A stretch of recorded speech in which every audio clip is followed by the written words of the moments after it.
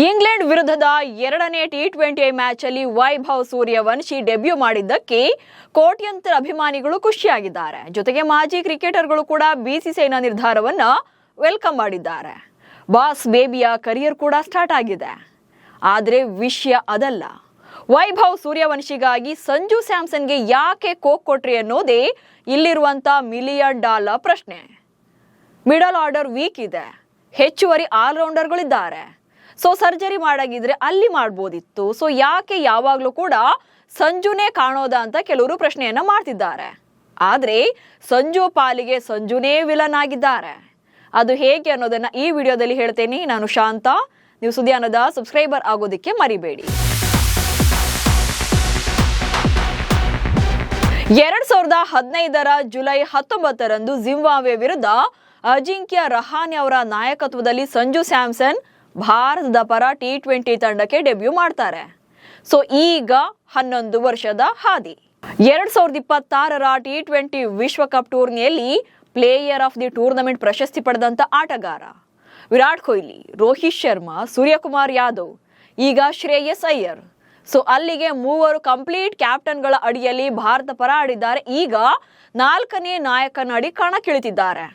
But playing 11 ನಲ್ಲಿ ಆಡೋದು ಅವರಿಗೆ ಒಮ್ಮೆಯೂ ಕೂಡ ಕನ್ಫರ್ಮ್ ಆಗಿ ಅವರ ಸ್ಲಾಟ್ ಸಿಕ್ಕಿಲ್ಲ. ಒಂದಷ್ಟು ಮ್ಯಾಚ್ ನಲ್ಲಿ ಆಡ್ತಾರೆ, ಮತ್ತೊಂದಷ್ಟು ಮ್ಯಾಚ್ಗಳಲ್ಲಿ ಬೆಂಚ್ ಕಾಯಿಸ್ತಾರೆ.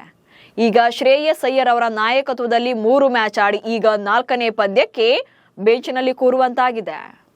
ಕೆರಿಯರ್ ಉದ್ದಕ್ಕೂ ಒದ್ದಾಡುತ್ತಲೇ ಇದ್ದಾರೆ ಸಂಜು ಸ್ಯಾಮ್ಸನ್ ಕಳಪೆ ಆಟಗಾರ ಅಲ್ಲ, ಹೆವಿ ಟ್ಯಾಲೆಂಟೆಡ್, ಜೊತೆಗೆ ವೆಲ್ ಬಿಹೇವಿಯರ್ ಪ್ಲೇಯರ್.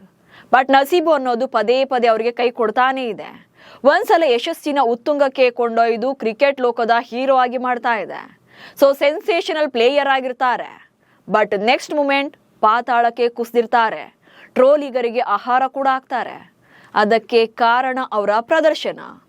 ಯಾಕೆ ಸಂಜು ಒಂದ್ಸಲ ಹೈ ಹಾಗೆ ಒಂದ್ಸಲ ಲೋ ಆಗ್ತಿದ್ದಾರೆ ಅನ್ನೋದಕ್ಕೆ ಇಲ್ಲಿ ಒಂದಷ್ಟು ರೀಸನ್ಸ್ ಇದೆ, ಅಥವಾ ಒಂದಷ್ಟು ಅಂಕಿಅಂಶಗಳಿದೆ. ಸೊ ಅದನ್ನೆಲ್ಲ ಕೂಡ ಹೇಳ್ತಾ ಹೋಗ್ತೇನೆ ನೋಡಿ. ಭಾರತ ಪರ ಸಂಜು ಸ್ಯಾಮ್ಸನ್ ಒಟ್ಟಾರೆಯಾಗಿ 67 ಪಂದ್ಯಗಳ ಪೈಕಿ 57 ಇನ್ನಿಂಗ್ಸ್ಗಳಲ್ಲಿ ಬ್ಯಾಟಿಂಗ್ ಅನ್ನ ಮಾಡಿರುವಂತದ್ದು. ಈ ಪೈಕಿ ಟೋಟಲ್ ಆಗಿ 1405 ಅಂತಾರಾಷ್ಟ್ರೀಯ ಟಿ20 ರನ್ಸ್ ಇದೆ. 155.42 ಸ್ಟ್ರೈಕ್ ರೇಟ್ ಇದೆ ಓವರ್ ಆಲ್. ಸೊ ಇದರಲ್ಲಿ 3 ಶತಕಗಳಿವೆ, ಜೊತೆಗೆ 6 ಅರ್ಧ ಶತಕಗಳು ಇರುವಂತದ್ದು. ಟೋಟಲ್ ಆಗಿ 84 ಸಿಕ್ಸರ್ಗಳನ್ನ ಬಾರಿಸಿದ್ದಾರೆ. ಸೊ ಇದನ್ನೆಲ್ಲ ನೋಡಿದಾಗ ಸಂಜು ಫಿಯರ್ಲೆಸ್ ಬ್ಯಾಟರ್ ಅನ್ನೋದು ಇಲ್ಲೇ ಗೊತ್ತಾಗುತ್ತೆ. ಆದ್ರೆ ತಪ್ಪಾಗ್ತಾ ಇರೋದು ಎಲ್ಲಿ ಅಂದ್ರೆ ಕನ್ಸಿಸ್ಟೆನ್ಸಿಯಲ್ಲಿ. ಈ 57 ಇನ್ನಿಂಗ್ಸ್ಗಳಲ್ಲಿ 8 ಸಲ ಡಕ್ಔಟ್ ಆಗಿದ್ದಾರೆ. 20 ಸಲ 35 ರನ್ಗಳಿಗಿಂತ ಒಳಗೆ ವಿಕೆಟ್ ಒಪ್ಪಿಸಿದ್ದಾರೆ. ಜೊತೆಗೆ 30 ಸಲ 43 ರನ್ಸ್ ಒಳಗೆ ಔಟ್ ಆಗಿದ್ದಾರೆ. ಇಲ್ಲಿ ಇನ್ನೊಂದು ವಿಚಾರ ಇದ್ದೇ ಇದೆ. ಸೊ ಇಂಟ್ರೆಸ್ಟಿಂಗ್ ವಿಚಾರ ಅದು, ಜೊತೆಗೆ ಅನಾಲಿಸಿಸ್ ಮಾಡಬೇಕಿರುವಂತ ಫ್ಯಾಕ್ಟ್ ಕೂಡ ಅದು. ಸಂಜು ಆಡಿರುವಂತ ಒಟ್ಟಾರೆ 57 ಇನ್ನಿಂಗ್ಸ್ಗಳ ಪೈಕಿ 9 ಸಲ 50+ ರನ್ಗಳನ್ನ ಕಲೆ ಹಾಕಿರುವಂತದ್ದು. ಅಂದ್ರೆ ಅವರ ವೃತ್ತಿ ಜೀವನದಲ್ಲಿ ಕಲೆ ಹಾಕಿರುವಂತ ಒಟ್ಟಾರೆ 1405 ಟಿ20 ರನ್ಗಳಲ್ಲಿ 793 ರನ್ಗಳು ಈ 9 ಇನ್ನಿಂಗ್ಸ್ಗಳಲ್ಲೇ ಬಂದ್ಬಿಟ್ಟಿದೆ. ಸೊ ಇಲ್ಲಿ ಪರ್ಸೆಂಟೇಜ್ ಲೆಕ್ಕದಲ್ಲಿ ಹೇಳಬೇಕು ಅಂದ್ರೆ ಟೋಟಲ್ ಆಗಿ 56.4% ರನ್ಗಳು ಈ 9 ಇನ್ನಿಂಗ್ಸ್ಗಳಲ್ಲಿ ಬಂದಿರುವಂತದ್ದು. ಸೊ ಇನ್ನುಳಿದ ರನ್ಸ್ ಏನಿದೆಯಲ್ಲ 612 ರನ್ಗಳು, ಇನ್ನುಳಿದಂತ 48 ಇನ್ನಿಂಗ್ಸ್ಗಳಲ್ಲಿ 612 ರನ್ಗಳನ್ನ ಕಲೆ ಹಾಕಿದ್ದಾರೆ. ಅದು ಕೂಡ 13.6 ಅವರೇಜ್ ನಲ್ಲಿ. ಅವ್ರು ಏನ್ 3 ಸೆಂಚುರಿ ಹೊಡೆದಿದ್ದಾರಲ್ಲ, ಒಂದ್ಸಲ 111, ಇನ್ನೊಂದ್ಸಲ 107, ಹಾಗೆ ಮತ್ತೊಂದ್ಸಲ 109 ರನ್ಗಳು. ಈ 3 ಸೆಂಚುರಿಗಳೇ ಸೇರಿ 327 ರನ್ಗಳು ಬಂದಿವೆ. ಅಂದ್ರೆ ಅವರ ಕ್ರಿಕೆಟ್ ಕರಿಯರ್ನ ಕಾಲು ಭಾಗದಷ್ಟು ರನ್ಗಳು ಈ 3 ಶತಕ ಅಥವಾ ಈ 3 ಮ್ಯಾಚ್ಗಳಲ್ಲಿ ಬಂದಿದೆ. ಈ 3 ಶತಕಗಳನ್ನ ಬಿಟ್ರೆ ಅವರ ಸರಾಸರಿ ಅಂದ್ರೆ ಬ್ಯಾಟಿಂಗ್ ಅವರೇಜ್ 21.5ರಲ್ಲಿದೆ. ಸೊ ಇಲ್ಲೇ ಗೊತ್ತಾಗ್ತಾ ಇದೆ ಸಂಜು ಒಂದ್ಸಲ ಸಿಡಿದ್ರೆ ಸುನಾಮಿ, ಜಾರಿದ್ರೆ ಪಾತಾಳ ಅನ್ನೋದು. ಸೊ ಇಲ್ಲಿ ಇನ್ನೊಂದು ಸಂಜು ಸ್ಯಾಮ್ಸನ್ಗೆ ಅತಿ ದೊಡ್ಡ ವೀಕ್ನೆಸ್ ಏನಂದ್ರೆ, ಒಮ್ಮೆ ಅವರ ಬ್ಯಾಟಿಂದ ಬಿಗ್ ಸ್ಕೋರ್ ಬಂತಂದ್ರೆ ಮತ್ತೆ ಡೌನ್ ಫಾಲ್ ಸ್ಟಾರ್ಟ್ ಆಗುತ್ತೆ ಅಂತಾನೆ ಅರ್ಥ. ಸೊ ಇದು ಅವರ ಕ್ರಿಕೆಟ್ ಕರಿಯರ್ನ ಉದ್ದಕ್ಕೂ ಕೂಡ ಕಂಡು ಬಂದಿರುವಂತ ಅಂಶ. ಸೊ ಇಲ್ಲಿ ರೀಸನ್ಸ್ ಅನ್ನ ಹೇಳ್ತಾ ಹೋಗ್ತೇನೆ ನೋಡಿ. 2027ರಲ್ಲಿ ಐರ್ಲೆಂಡ್ ವಿರುದ್ಧ 77 ರನ್ಗಳನ್ನ ಕಲೆ ಹಾಕ್ತಾರೆ. ಆ ನಂತರ 30ಕ್ಕೆ ನಾಟ್ ಔಟ್ ಆಗ್ತಾರೆ ನೆಕ್ಸ್ಟ್ ಮ್ಯಾಚ್ ಅಲ್ಲಿ.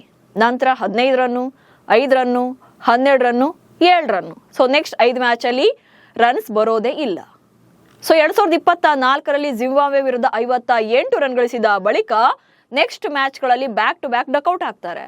ಜೊತೆಗೆ ಮೂರನೇ ಪಂದ್ಯದಲ್ಲಿ 29 ರನ್ ಗಳಿಸ್ತಾರೆ. ಆ ನಂತರ 2024ರ ಕೊನೆಯಲ್ಲಿ ಬಾಂಗ್ಲಾದೇಶ ಹಾಗೆ ದಕ್ಷಿಣ ಆಫ್ರಿಕಾ ವಿರುದ್ಧ ಬ್ಯಾಕ್ ಟು ಬ್ಯಾಕ್ ಶತಕ ಬರುತ್ತೆ. ಸೊ T20ನಲ್ಲಿ ಸತತ 2 ಶತಕ ಸಿಡಿಸಿದಂತ ಮೊದಲ ಭಾರತೀಯ ಎನ್ನುವಂತ ದಾಖಲೆ ಕೂಡ ಮಾಡ್ತಾರೆ. ಆದ್ರೆ ಈ ಸಕ್ಸಸ್ ಬೆನ್ನಲ್ಲೇ ಮತ್ತೆ ಬ್ಯಾಕ್ ಟು ಬ್ಯಾಕ್ ಡಕ್ಔಟ್ ಅಂದ್ರೆ ಖಾತೆ ತೆರೆಯೋಕ್ಕೂ ಕೂಡ ಸಾಧ್ಯವಾಗೋದಿಲ್ಲ. 2024ರ ನವೆಂಬರ್ನಲ್ಲೇ ದಕ್ಷಿಣ ಆಫ್ರಿಕಾ ವಿರುದ್ಧ 4ನೇ T20 ಪಂದ್ಯದಲ್ಲಿ ಅಜೇಯ 109 ರನ್ಗಳನ್ನ ಕಲೆ ಹಾಕ್ತಾರೆ. ಸೊ ಕ್ಯಾಲೆಂಡರ್ ವರ್ಷದಲ್ಲಿ ಅಂದ್ರೆ T20 ಮಾದರಿಯಲ್ಲಿ 3 ಶತಕ ಬಾರಿಸಿದ ವಿಶ್ವದ ಫಸ್ಟ್ ಬ್ಯಾಟರ್ ಆಗಿ ದಾಖಲೆಯನ್ನ ಮಾಡ್ತಾರೆ. ವಿಶ್ವ ದಾಖಲೆ ಅದು.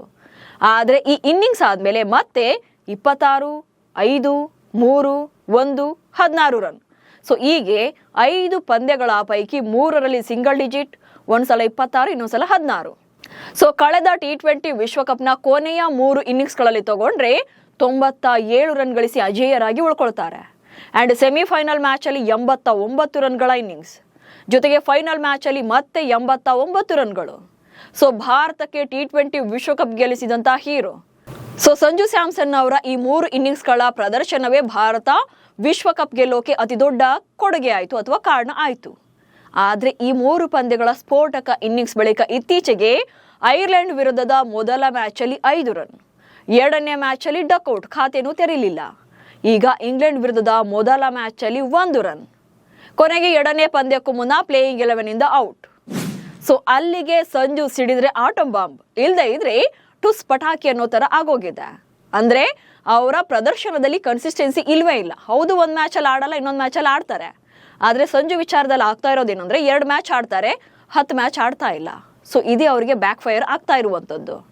ಆದ್ರೆ ಪ್ರಶ್ನೆ ಇರುವಂತದ್ದು ಏನಂದ್ರೆ ಭಾರತ ತಂಡದಲ್ಲಿ ಸಂಜು ಮಾತ್ರವೇ ವೀಕ್ನೆಸ್ ಆಗಿರೋದಲ್ಲ. ಸೊ ಬೇರೆ ಆಟಗಾರರು ಕೂಡ ಈ ರೀತಿಯಾಗಿ ಇರುವಂತದ್ದು. ಈಗ ಮಿಡಲ್ ಆರ್ಡರ್ ನಲ್ಲೇ ತಗೊಂಡ್ರು ಕೂಡ ಈಗ ತಿಲಕ್ ವರ್ಮಾ ಕಡೆಯಿಂದಲೂ ಕೂಡ ರನ್ಸ್ ಬರ್ತಾ ಇಲ್ಲ. ಯಾಕಂದ್ರೆ ಅವರು ಸ್ಪಿನ್ನರ್ಸ್ ವಿರುದ್ಧ ಆಡುವಂತ ಬ್ಯಾಟರ್ ಅಲ್ವೇ ಅಲ್ಲ. ಬಟ್ ಈಗ ಅನಿವಾರ್ಯವಾಗಿ ನಂಬರ್ 5ಗೆ ಅವರನ್ನ ಕಳಿಸ್ತಾ ಇರುವಂತದ್ದು. ಜೊತೆಗೆ ಮೊನ್ನೆ ಮ್ಯಾಚ್ ಅಲ್ಲಿ ದುಬೆಗೆ ನಂಬರ್ 5 ಕೊಟ್ಟು ತಿಲಕ್ಗೆ ನಂಬರ್ 6 ಕೊಟ್ರು. ಸೊ ಅಗತ್ಯಕ್ಕಿಂತ ಜಾಸ್ತಿ ಆಲ್ರೌಂಡರ್ಗಳು ತಂಡದಲ್ಲಿ ಇದ್ದಾರೆ. ಸೊ ಬ್ಯಾಟಿಂಗ್, ಬೌಲಿಂಗ್ ಎರಡರಲ್ಲೂ ಕೂಡ ಯೂಸ್ ಆಗದೆ ಇರುವಂತ ಆಲ್ರೌಂಡರ್ಗಳು ಕೂಡ ಇದ್ದಾರೆ. ಸೊ ಅವರನ್ನ ತೆಗೆದು ಸಂಜುರನ್ನ 1 ಡೌನ್ ಬ್ಯಾಟರ್ ಆಗಿ ಆಡಿಸಬಹುದಿತ್ತು ಅನ್ನೋದು ಕೆಲವರ ವಾದ. ಸೊ ಅದನ್ನ ಬಿಟ್ಟು ಯಾಕೆ ಪದೇ ಪದೇ ಸಂಜು ಸ್ಯಾಮ್ಸನ್ ರನ್ನೇ ಟಾರ್ಗೆಟ್ ಮಾಡ್ತಾರೆ ಅನ್ನೋದಷ್ಟೇ ಇಲ್ಲಿರುವಂತ ಕೆಲವರ ಪ್ರಶ್ನೆ. ಅಂದ್ರೆ ಯಾರಾದ್ರೂ ಹೊಸಬ್ರು ಬಂದ್ರು ಅವರಿಗೆ T20 ತಂಡದಲ್ಲಿ ಬ್ಯಾಟಿಂಗ್ ವಿಭಾಗದಲ್ಲಿ ಚಾನ್ಸ್ ಕೊಡಬೇಕು ಅಂದ್ರೆ ಫಸ್ಟ್ ನೆನಪಾಗುವಂತದ್ದೇ ಸಂಜು ಸ್ಯಾಮ್ಸನ್. ಬ್ಯಾಡ್ ಲಕ್ ಏನಂದ್ರೆ ಆ ಟೈಮಲ್ಲಿ ಸಂಜು ಅವರ ಪ್ರದರ್ಶನ ಕೂಡ ಕಳಪೆ ಆಗಿರುತ್ತೆ. ಬಟ್ ಯಾವಾಗ ಒನ್ಸ್ ಅವರು ಬೆಂಚ್ ಕಾದು ಮತ್ತೆ ಮೈದಾನಕ್ಕೆ ಇಳಿತಾರೋ ಅವರಷ್ಟು ಸ್ಫೋಟಕ ಬ್ಯಾಟರ್ ಮತ್ತಿನ್ಯಾರು ಇರೋದೇ ಇಲ್ಲ. ಬಟ್ ಆ ಕನ್ಸಿಸ್ಟೆನ್ಸಿಯನ್ನ ಮೇಂಟೈನ್ ಮಾಡುವಂತ ಸವಾಲು ಕೂಡ ಸಂಜು ಸ್ಯಾಮ್ಸನ್ಗಿದೆ. ಸೊ ನಿಮ್ಮ ಪ್ರಕಾರ ಈಗ ಭಾರತದ ಪರ ಸಂಜು ಸ್ಯಾಮ್ಸನ್ ರನ್ನ ಬೆಂಚ್ ಕಾಯಿಸ್ತಾ ಇರೋದು ಎಷ್ಟು ಸರಿ, ಅಥವಾ ಯಾವ ಆಟಗಾರನನ್ನ ಕೂರಿಸಬಹುದಿತ್ತು ಅಥವಾ ಡ್ರಾಪ್ ಮಾಡಬಹುದಿತ್ತು ಅನ್ನೋದನ್ನ ಕಮೆಂಟ್ಸ್ ಮೂಲಕ ತಿಳಿಸಿ. ಹಾಗೆ ಸುದ್ದಿಯನ್ನು ಫಾಲೋ ಮಾಡಿ. ನಮಸ್ಕಾರ.